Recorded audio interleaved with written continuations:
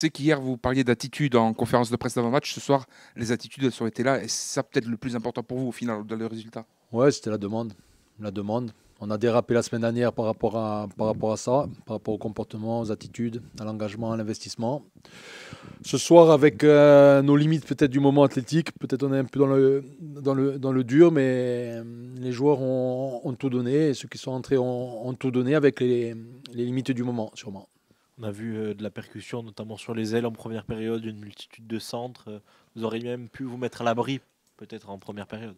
Ah ouais, on aurait dû, même en début de seconde mi-temps. Après, le gardien a fait des arrêts. Mais on s'est créé encore pas mal de situations et quelques occasions. Voilà, à l'image de notre saison. Mais on n'a pas réussi encore une fois à tuer le match. Maintenant, on a réussi à garder la cage à violer. Et ça, il faut savoir le faire aussi. Alors des fois un peu à l'arrache. Mais on l'a fait, donc je suis content ce soir. Coach, le résultat est là. Une équipe qui, bien sûr, est venue ici pour essayer de sauver ce qui pouvait être sauvé. On a fait l'essentiel, on a les 3 points.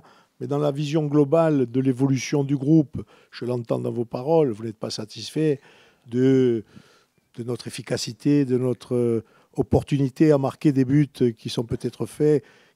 Comment cette analyse-là? Parce qu'en gros, pour résumer, pour ne pas faire trop longue la question, c'est qu'on a une équipe de Bastia qui nous donne la sensation, même plus que la réalité, qu'on peut faire beaucoup mieux. Et il nous manque ce but, cette action finale.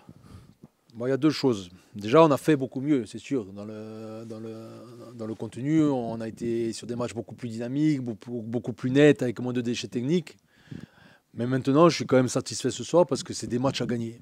C'est vraiment des matchs à gagner contre une équipe de Martigues qui n'avait rien à voir avec l'équipe qu'on a affrontée au mois d'août au Vélodrome. Et qui est resté sur 4 victoires en 6 matchs, qui est arrivé avec plein de confiance et qui ont joué. Contrairement aux autres équipes qui sont venues ici pour que défendre, ils ont quand même essayé de jouer, ils sont restés organisés. Maintenant, vous l'avez dit, le regret c'est quoi? C'est de ne pas tuer le match quand on peut le faire. Maintenant, peut-être qu'il nous a manqué sur ce match-là un peu de dynamisme, un peu de jambes. Je regarderai demain les datas athlétiques. On verra. Il faut retrouver beaucoup de fraîcheur. On va se déclasser demain matin. Après, on va couper dimanche, lundi. Il y a des joueurs qui vont jouer dimanche avec la réserve et on va venir voir ça. Après, on reprendra mardi. On a un très bon match à préparer à Lorient qui sera un tout autre match. Mais à nous de faire un grand match là-bas. Alors, on a vu que Guevara est sorti à la mi-temps. Est-ce qu'il y a eu une alerte à son propos, une blessure? Oui. Il y a eu un souci au genou. Il y a eu un souci au genou. Alors exactement, je ne sais pas. Et je ne sais même pas si c'est le genou. On a fait la petite intervention il y a 2 mois, mais il y a eu un souci au genou. Il fallait le sortir à la mi-temps. Un mot sur Jérémy Sebas qui a l'air de très bien s'intégrer. Peut-être pas comme Aiki qui semble avoir encore quelques difficultés. Déjà, Jérémy, il a un peu plus de vécu que Eman. Voilà, Eman a été très impactant sur les 15 premiers jours d'entraînement. Il a été très bon, il a fait très forte impression. Et il est un peu plus en difficulté athlétiquement aujourd'hui, je trouve, sur les séances. Maintenant, ça reste un jeune joueur, c'est un 2004. Voilà, et quand il rentre, voilà, je pense qu'il va nous apporter. Il est dans l'esprit, il travaille. Mais il est un peu plus en souffrance là sur nos semaines d'entraînement. Mais c'est un joueur, sincèrement, c'est un joueur de grande qualité, de très grande qualité.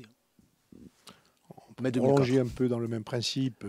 Chris Oulay qui s'est encore marqué ce soir par ses capacités de réactivité, de vitesse, de récupération, de percussion. Chris Oulay, il a failli pas jouer aujourd'hui. Ouais, il a failli pas jouer aujourd'hui parce que sur la séance de mercredi, il a été très en dedans. J'ai l'impression, et puis on avait l'impression qu'il avait un problème. On lui a pas posé la question. Sur la séance d'hier matin, il n'était pas très en dedans. Il était très en dedans. Donc il est venu dans mon bureau et j'ai dit, t'as mal où? Ah, j'ai un peu mal à la cheville, mais j'ai dit, tu peux jouer ou tu peux pas jouer?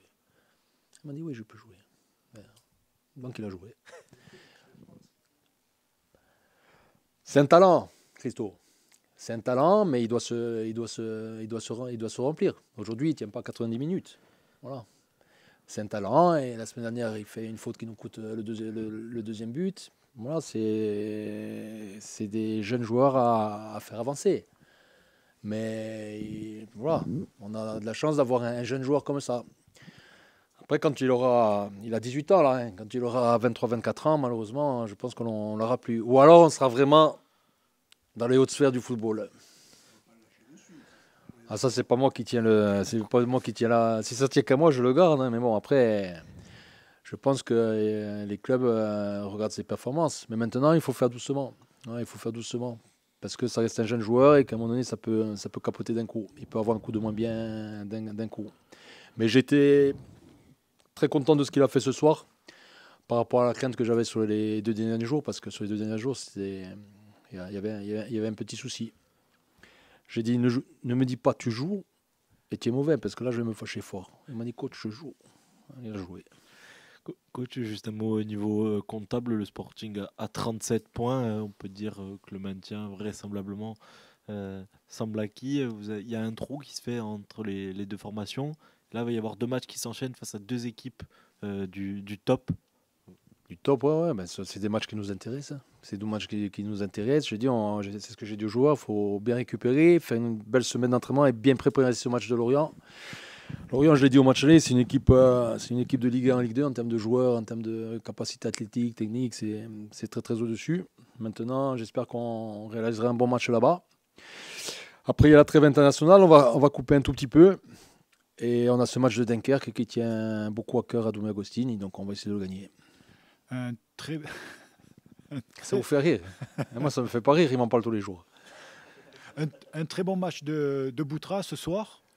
Par contre, petite interrogation sur les corners. Il en a tiré 2, mais ils n'étaient pas concluants. Qu'est-ce que vous en pensez? Il y a une façon de tourner pour les corners entre lui et Ducrot? Bonne question. Les coups de parité, je m'en occupe pas. C'est le staff, c'est Hugo et Miguel et Lilian qui s'en occupent. Moi, j'ai regardé le positionnement défensif. Ils sont venus me consulter sur le positionnement défensif. Mais ce positionnement offensif, je ne sais même pas ce qui avait été prévu. Ça marque mal, je sais, mais c'est comme ça. Non, je délègue. Je m'en occupe pas. Mais ils ont été mal tirés, effectivement. Après, peut-être il manque un peu de force aussi, Amine.